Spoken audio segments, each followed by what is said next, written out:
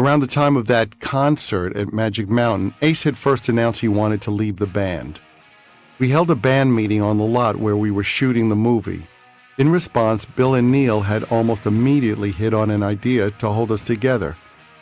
"You don't have to leave the band," Bill said. "We'll do solo albums." That turned out to be our next folly. Neil said we would release them all on the same day. He envisioned shipping 1 million of each solo album. Bill had the idea to maintain some cohesiveness by having one artist do all 4 covers, and he suggested dedicating each album to the other guys in the band to keep up the mythology. Despite the dedications, we wished each other anything but good luck. So, after wrapping up Kiss Meets the Phantom of the Park, we each went off to make an album with no knowledge of what the others were doing. I had a lot of fun, actually. I didn't want to stray far from what Kiss did, but it was great to be able to work with no tensions, no egos, and surrounded by talent. I started cutting demos at Electric Lady in New York, then went back out to LA to re-record them. After we cut a few of the songs, I realized they just didn't sound right. The demos might not have been perfect or the most fidelic, but they captured what I was looking for, so I decided to keep them and finish them. I liked the spontaneity and rawness. Then I cut another 4 or 5 new songs in LA. I had a band in New York and another one in Los Angeles. The only person who was in both was Bob Kulick. Initially, I was going to title the album Man of a Thousand Faces, and then all 4 of us decided and agreed that each one of the albums was going to be called Kiss, and the name of the group member, to show everybody that we are certainly not breaking up and that we're getting along better than we ever have before, and that, you know, we're just doing this just to show everybody that we can do anything we want to do. And the big secret about these songs is that I've been writing these songs all along, and in fact on the album I'm not playing bass at all. The bass player is a guy whose name is Neil Jason, and I'm playing all the electric and the acoustic guitars on the album. In fact, when I do demos, I play the drums and keyboards and bass and guitars.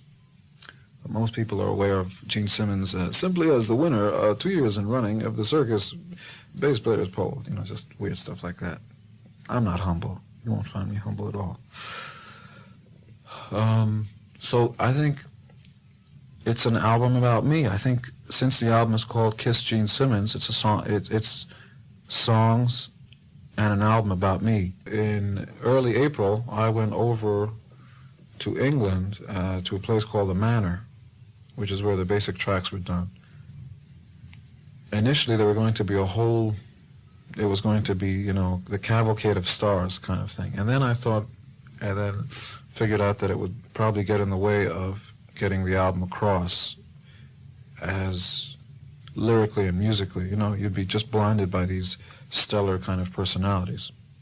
But as it stands now, the first song is Radioactive, and you've got Joe Perry of Aerosmith doing some guitar embellishments. Bob Seger is singing the chorus with me.